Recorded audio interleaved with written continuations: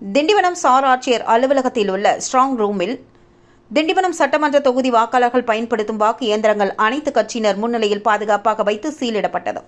நடைபெறவுள்ள நாடாளுமன்ற தேர்தலில் திண்டிவனம் சட்டமன்ற தொகுதியில் மொத்தமுள்ள 2,28,261 வாக்காளர்களில் 1,12,253 ஆண் வாக்காளர்கள், 1,15,993 பெண் வாக்காளர்களும் 15 இதர பாலினத்தவர்களும் வாக்களிக்க உள்ளனர்.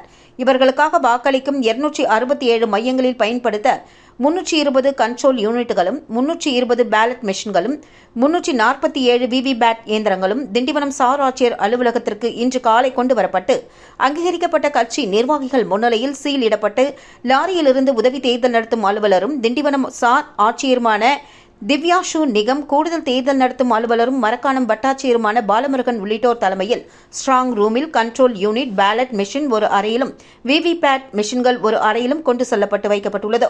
இதனை அடுத்து இரு அறைகளுக்கும் அங்கீகரிக்கப்பட்ட அரசியல் கட்சி நிர்வாகிகள் முன்னிலையில் போலீஸ் பாதுகாப்புடன் சீல் வைக்கப்பட்டது.